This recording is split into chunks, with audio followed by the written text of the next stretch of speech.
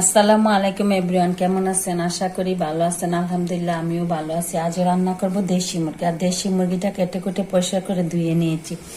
সাথে দিব কাঁঠালের বিচি। কাঁঠালের বিচিগুলো পরিষ্কার করে ধুয়ে নিয়েছি। এখন কাঁচামরিচ কুচি করেছি, পেঁয়াজ কুচি করেছি, এলাচ, দারচিনি, তেজপাতা সাথে নিয়েছি। কিভাবে রান্নাটা করবো আপনাদের সাথে শেয়ার করতেছি।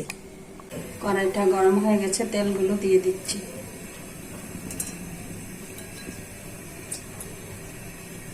তেলটা গরম হয়ে গেছে, পেঁয়াজটা দিয়ে দিচ্ছি। সাথে দিয়ে দিচ্ছি এলাচি, দারচিনি।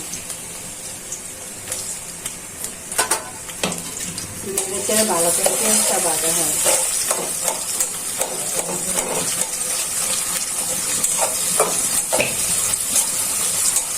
বোনেরা পেঁয়াজটা ভাজা হয়েছে, হালকা একটু ঝোল দিয়ে দিচ্ছি মশলাটা দেওয়ার জন্য।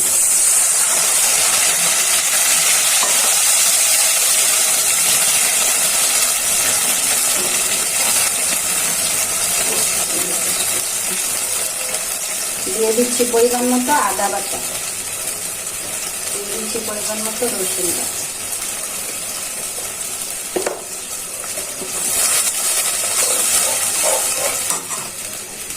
এখন একে একে সবগুলো মশলা দিয়ে দিচ্ছি।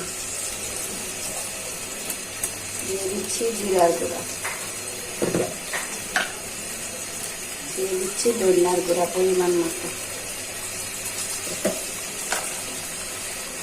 দিয়ে দিচ্ছি মরিচের গুঁড়া পরিমাণ মতো,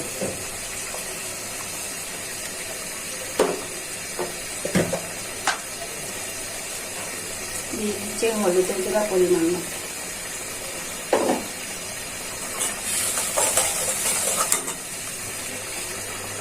দিয়ে দিচ্ছি স্বাদ মতো লবণ। এখন ভালো করে মশলাটা কষিয়ে নিই। মশলাটা ভালো করে কষানো হয়ে যায়।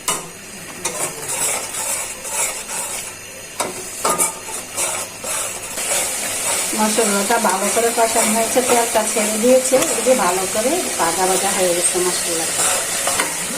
এখন মুরগিটা দিয়ে দিচ্ছি। বেশি মুরগিটা কষিয়ে রান্না করবো।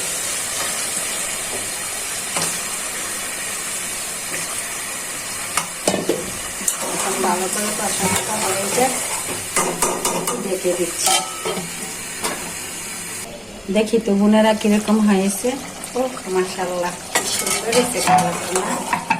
ভালো করে মুরগিটা কষানো হয়েছে, দেখেন তেলটা উপরে উঠে গেছে, দেখতেই মনে হয় রান্নাটা হয়ে গেছে।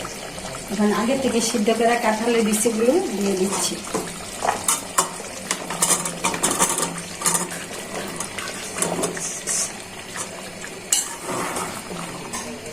আর আল্লাহ কি নিয়ামত, কাঁঠালও খাওয়া যায়, কাঁঠালের বিচিও খাওয়া যায়, চিন্তা করলে।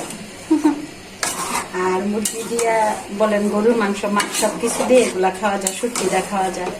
আমি আজকে মুরগি দিয়ে রান্নাটা করতেছি। তো এখন আগে থেকে সিদ্ধ করার তো বিচিটা, ঝোলটা দিয়ে দিচ্ছি।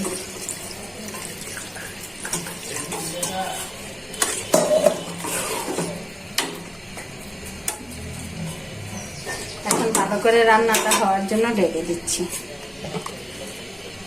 দেখি তো বোনেরা কিরকম হয়েছে। মাশাআল্লাহ, তরকারি দেখি সুন্দর হয়েছে না? দেখি লবণ টবণ সবকিছু ঠিক আছে কিনা।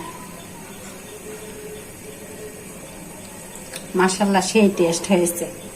আর কাঁঠালের বিচি দিয়ে মুরগি দেওয়া সেই লাগে।